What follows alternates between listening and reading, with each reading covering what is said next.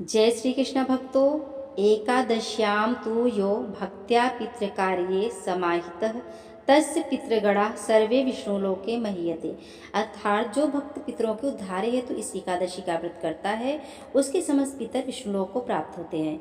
इंदिरा एकादशी और एकादशी श्राद्ध का संयोग 17 सितंबर को बनने जा रहा है। इस दिन श्रीहरि की पूजा में शालिग्राम रूप में भगवान विष्णु की पूजा और पंचामृत तुलसी दल अर्पित करना शुभ माना जाता है। हिंदू पंचांग के मुताबिक 17 सितंबर का दिन बहुत ही खास माना जा रहा है। इस दिन इंदिरा एकादशी और एकादशी श्राद्ध का शुभ संयोग है। हर साल आश्विन मास के कृष्ण पक्ष की एकादशी तिथि को इंदिरा एकादशी का व्रत रखा जाता है, जो कि श्री हरि और माता लक्ष्मी के लिए रखा जाता है। ओम नमो भगवते नारायणाय नमः। इस एकादशी पर भगवान विष्णु की उपासना करने से जातक पाप मुक्त और रोग मुक्त हो जाता है। ठीक उसी दिन एकादशी श्राद्ध यानी 11 का श्राद्ध भी किया जाएगा। एकादशी श्राद्ध के दिन उन लोगों का तर्पण या पिंडदान किया जाता है जिनकी मृत्यु किसी भी महीने की कृष्ण पक्ष की एकादशी के दिन हुई हो। माना जाता है कि इस दिन जिन मृतकों का श्राद्ध किया जाता है उन पर स्वयं श्री हरि की कृपा होती है। तो चलिए अब जानते हैं कि इंदिरा एकादशी पर किस मुहूर्त में भगवान विष्णु की पूजा की जाएगी और किस मुहूर्त में पितरों का श्राद्ध किया जाएगा। आश्विन मास की एकादशी तिथि शुरुआत 17 सितंबर की अर्धरात्रि 12:21 पर होगी और तिथि का समापन भी 17 सितंबर को रात 11:39 पर ही होगा। इसके साथ ही इस दिन परिघर योग, शिव योग और शिववास का संयोग बन रहा है, जिसके चलते इस दिन कभी भी श्रीहरि की उपासना की जा सकती है। व्रत पारणा का मुहूर्त इंदिरा एकादशी का पारण 18 सितंबर सुबह 6:07 से लेकर 8:34 तक रहेगा। एकादशी श्राद्ध पर पितरों के तर्पण का समय 3 मुहूर्त में रहेगा। कुतुब मुहूर्त सुबह 11:51 से लेकर दोपहर 12:40 तक रहेगा। रोहिणी मुहूर्त दोपहर 12:40 से दोपहर 1:29 तक रहेगा और अपहरणा काल दोपहर 1:29 से लेकर दोपहर 3:56 तक रहेगा। इंदिरा एकादशी पूजन विधि। इस दिन प्रातःकाल उठकर स्नान करने के बाद सबसे पहले सूर्य भगवान को जल अर्पित करें। इसके बाद भगवान विष्णु की पूजा करें, जिनकी शालिग्राम रूप में पूजा की जाती है। भगवान विष्णु को पीले फूल, फल, पंचामृत और तुलसी दल अर्पित करना शुभ माना जाता है। पूजा के दौरान भगवान का ध्यान करें और उनके मंत्रों का जप करें। भक्तों, अब हम श्रवण करेंगे इंदिरा एकादशी की पावन कथा। तो आप सभी श्रद्धा भाव से पूरी कथा अवश्य सुने, जिससे हृदय से पवित्र होकर भगवान विष्णु की कृपा के साक्षी बने। साथ ही हम आपको ये भी बताने वाले हैं कि इंदिरा एकादशी का महत्व क्या है, इस दिन श्राद्ध करते समय किन बातों का ध्यान रखना चाहिए और पितरों के उद्धार के लिए एकादशी पर कौन कौन से विशेष कर्म करने चाहिए। एक समय की बात है, धर्मराज युधिष्ठिर ने द्वारका में भगवान श्री कृष्ण से निवेदन किया, हे जनार्दन, हे मधुसूदन, पितृपक्ष में आने वाली एकादशियों में से इंदिरा एकादशी का क्या महत्व है, कृपया मुझे विस्तार से बताइए, जिससे हम सब इसका पालन कर अपने पितरों का उद्धार कर सकें। भगवान श्री कृष्ण ने करुणा भरे स्वर में उत्तर दिया, हे धर्मराज, बहुत अच्छा प्रश्न किया है तुमने। यह इंदिरा एकादशी पितरों के लिए अमृत के समान है। इसका व्रत करने से मनुष्य अपने पितरों को स्वर्गलोक या विष्णु धाम तक पहुंचा सकता है। इसका महात्म्य मैं तुम्हें प्राचीन कथा सुनाकर समझाता हूँ। हे भक्तों, सुनिए। पितृपक्ष का यह पावन अवसर हमारे पूर्वजों के तर्पण, पिंडदान और श्राद्ध का समय है। इसी काल में आने वाली इंदिरा एकादशी का महत्व असाधारण है। यह केवल उपवास का ही दिन नहीं है, बल्कि पितरों के उद्धार और आत्मा की मुक्ति का दिव्य द्वार भी है। श्री कृष्ण ने कथा प्रारंभ करते हुए कहा, प्राचीन काल में सत्ययुग के समय इंद्रसेन नामक प्रतापी राजा राज्य करते थे। वे धर्मनिष्ठ, दयालु और प्रजापालक थे। उनका शासन न्याय, करुणा और धर्म पर आधारित था। किंतु समय का चक्र अटल है। उनके पिताश्री का देहांत हो गया और उनकी आत्मा यमलोक में जाकर विभिन्न कष्ट भोगने लगी। राजा इंद्रसेन ने अपने पिता जी के उद्धार की चिंता में व्याकुल रहते थे, किंतु उन्हें कोई उपाय समझ नहीं आ रहा था। एक दिन जब राजा अपने दरबार में प्रजा की समस्याएं सुन रहे थे, तभी आकाश में एक अद्भुत प्रकाश प्रकट हुआ। आकाशवाणी हुई, हे राजन, तुम्हारे पिता यमलोक में पीड़ा सह रहे हैं। यदि तुम उनका उद्धार चाहते हो तो श्राद्ध मास में आने वाली इंदिरा एकादशी का व्रत श्रद्धा और नियम पूर्वक करो। तभी तुम्हारे पिताश्री बंधन मुक्त होकर विष्णु धाम को प्राप्त होंगे। यह दिव्य वाणी सुनकर राजा चकित और भाव विभोर हो उठे। राजा ने तुरंत अपने गुरु और मुनियों को बुलाया और पूछा, गुरुदेव, कृपया मुझे इंदिरा एकादशी व्रत की विधि विस्तार से बताइए, जिससे मैं अपने पितरों का उद्धार कर सकूं। गुरु ने गंभीर स्वर में उत्तर दिया, राजन, यह व्रत पितरों की आत्मा के लिए अमृत के समान है। इस दिन प्रातः स्नान कर भगवान विष्णु का पूजन करो, पूरे दिन उपवास रखो और रात को जागरण करो। द्वादशी के दिन ब्राह्मणों को भोजन कराकर पितरों को जल और तर्पण अर्पित करो। इससे तुम्हारे पितरों को शांति और स्वर्गलोक की प्राप्ति होगी। गुरु के वचनों को सुनकर राजा ने निश्चय किया और जब इंदिरा एकादशी आई तो उन्होंने ब्रह्म मुहूर्त में पवित्र नदी में स्नान किया, मंदिर में जाकर भगवान विष्णु का पूजन किया, दिन भर उपवास करते हुए भजन कीर्तन गाए और हरि नाम का जप किया। रात्रि को दीपक जलाकर भजन कीर्तन और कथा श्रवण किया। द्वादशी के दिन राजा ने ब्राह्मणों को आदरपूर्वक भोजन कराया, दक्षिणा दी और श्रद्धा से पितरों का तर्पण अर्पित किया। जैसे ही यह व्रत पूर्ण हुआ, एक अद्भुत चमत्कार घटा। राजा के पिताजी यमलोक से मुक्त हो गए। दिव्य विमान आकाश से उतरा और उन पर बिठाकर विष्णु धाम को ले गए। उस क्षण आकाश में पुष्पों की वर्षा हुई और देवताओं ने राजा की स्तुति की। हे भक्तों, इस कथा से यह स्पष्ट है कि इंदिरा एकादशी का व्रत केवल व्रती के लिए ही नहीं, बल्कि उसके पितरों के लिए भी दिव्य वरदान है। शास्त्रों में भी कहा गया है, एकादश्याम तु यो भक्त्या पितृकार्ये समाहितः तस्य पितृगणा सर्वे विष्णुलोके महीयते। अर्थात जो भक्त पितरों के उद्धार हेतु इस कथा एकादशी का व्रत करता है, उसके समस्त पितर विष्णुलोक को प्राप्त होते हैं। इसीलिए हे साधकों, यदि आप अपने पितरों की आत्मा को शांति और दिव्य गति दिलाना चाहते हैं तो इस एकादशी का व्रत अवश्य करें। यह व्रत न केवल पापों का नाश करने वाला है, बल्कि पितरों को मोक्ष और साधक को अखंड पुण्य प्रदान करने वाला है। ओम नमो नारायणाय। भक्तों, आपसे विनम्र निवेदन है कि आप सभी श्रद्धा और भक्ति भाव से इस कथा का अंत तक श्रवण अवश्य करें, जिससे हृदय से पवित्र होकर भगवान विष्णु की कृपा से के साक्षी बने। अब आइए सुनते हैं एकादशी की दूसरी कहानी। एक समय की बात है, एक गांव में एक आदमी रहता था जिसका नाम विराट था। उसकी नई नई शादी हुई थी। शादी के बाद वह पहली बार अपनी पत्नी को लेने अपने ससुराल जा रहा था। वह अच्छे से नए वस्त्र पहनकर तैयार होकर ससुराल के लिए रवाना होता है। रास्ते में उसने देखा एक तालाब में एक गाय पानी पीने उतरी है। वह गाय अपनी प्यास तो बुझा लेती है, लेकिन तालाब से बाहर नहीं निकल पाती। विराट को वहां देख गाय उससे बोली, अरे मुसाफिर, मुझे इस दलदल से बाहर निकाल दे। विराट बोला, अरे नहीं नहीं गाय माता, मेरे कपड़े गंदे हो जाएंगे। मैं पहली बार अपनी पत्नी को लेने ससुराल जा रहा हूँ। गाय बोली, मूर्ख, आज 11 एकादशी है, तुझे पुण्य फल मिलेगा। मैं तुझे वरदान दूंगी, तेरी 7 पीढ़ियां तर जाएंगी। लेकिन विराट नहीं माना। राजा नाराज होकर गाय बोली, अगर तू मुझे नहीं निकालेगा तो मैं तुझे श्राप दे दूंगी। जा, तो अब से 8 पहर बाद गधा बन जाएगा। विराट डर गया और अब गाय से माफी मांगने लगा, लेकिन तब तक गाय तालाब में पूरी तरह डूब गई थी। यह देख विराट उदास हो गया और उदास मन से ही वह ससुराल पहुंचा। जवाई को देखकर ससुराल में सभी बहुत खुश हुए, लेकिन जाते ही उसने रट पकड़ ली, मेरी पत्नी को विदा कर दो, हमें जाना है, हमें अभी जाना है। सभी ने मिन्नतें करी, जमाई जी एक दिन तो रुक जाओ, लेकिन वह नहीं माना। तब उसकी पत्नी बोली, सब इतना कह रहे हैं तो आप रुक क्यों नहीं जाते। तब विराट ने उसे श्राप की सारी बात बता दी।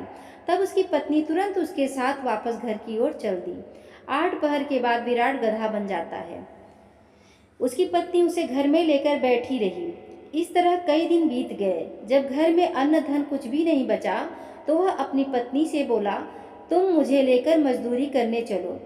तब वह दोनों नगर के राजा के यहाँ मजदूरी करने पहुँचे। राजा के कुएं की खुदाई का काम चल रहा था। उसकी पत्नी अपने सर पर मिट्टी रखकर मिट्टी फेंकने जाती। सभी मजदूर उसे देखकर बोले, अरे बहन, जब तेरे पास गधा है तो इस पर बोझ रखकर क्यों नहीं ढोती हो, क्यों बोझ उठाती हो? पर वह कुछ नहीं बोली। दूर से राजा भी यह सब देख रहा था।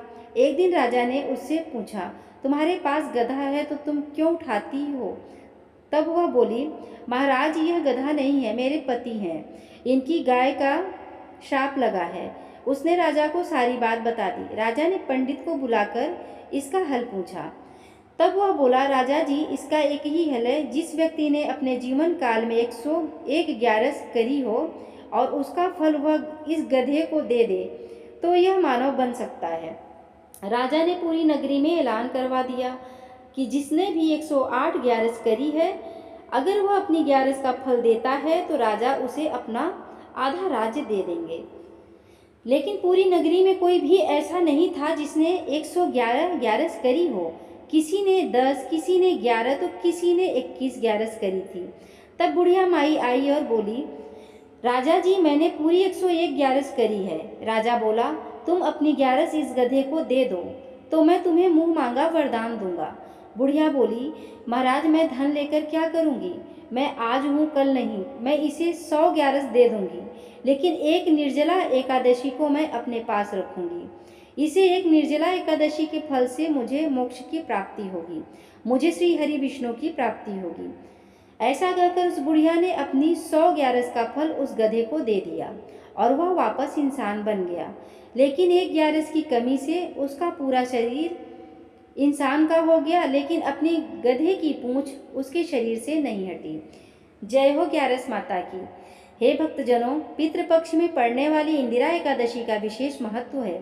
इस दिन भगवान विष्णु और माता लक्ष्मी की पूजा अर्चना करने के साथ साथ पितरों के नाम से श्राद्ध व दान करने से पितृ तृप्त होते हैं। ऐसा करने से परिवार में सुख समृद्धि बनी रहती है और पितृदोष से मुक्ति मिलती है। पितृपक्ष चल रहे हैं और इन दिनों पितरों के नाम का श्राद्ध, कर्म, दान और तर्पण करने का विधान है। शास्त्रों व पुराणों के अनुसार पितृपक्ष में पितरों के नाम का श्राद्ध कर्म करने से पितर प्रसन्न होते हैं और पितृदोष से भी मुक्ति मिलती है।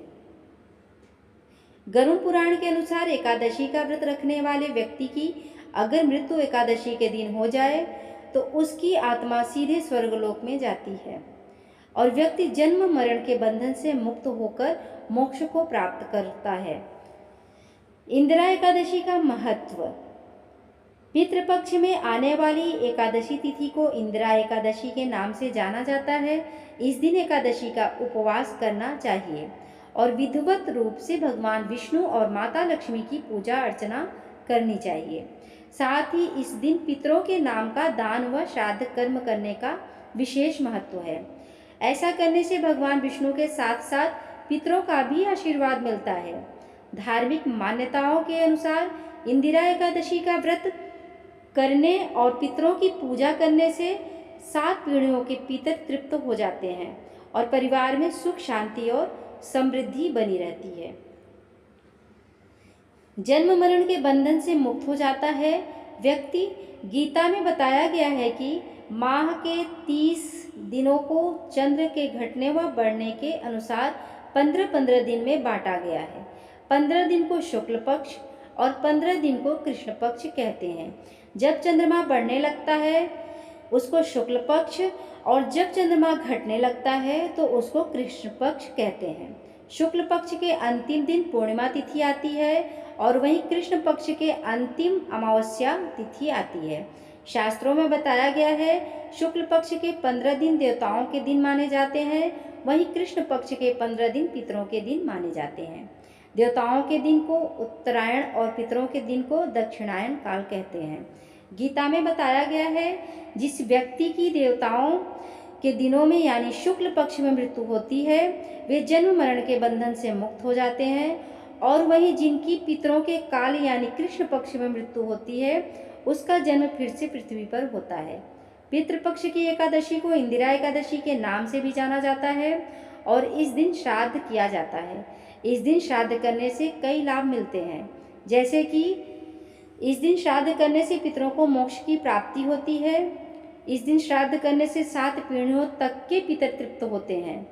इस दिन श्राद्ध करने से परिवार में सुख शांति और समृद्धि बनी रहती है। इस दिन श्राद्ध करने से दिवंगत लोगों की आत्मा को शांति मिलती है। इस दिन श्राद्ध करने के लिए इन बातों का ध्यान रखना चाहिए। इस दिन उन लोगों का श्राद्ध किया जाता है जिनकी मृत्यु किसी भी माह की एकादशी को हुई हो। इस दिन उन लोगों का भी श्राद्ध किया जा सकता है जिनका संन्यास धारण करने के बाद निधन हो गया हो। इस दिन पितरों के लिए तर्पण करना चाहिए। इस दिन ब्राह्मणों को भोजन कराना चाहिए और उनका आशीर्वाद लेना चाहिए। इस दिन गाय, कुत्ते और चींटियों को भी भोजन खिलाना चाहिए। इस दिन तिल, अन्न, चावल और दूध का दान करना चाहिए। इस दिन कौवे को भी भोजन कराना चाहिए और इस दिन गरुड़ पुराण का पाठ कराना चाहिए। इस दिन जरूरतमंद लोगों को अनाज, धन, जूते, चप्पल, कपड़े, खाना दान करना चाहिए।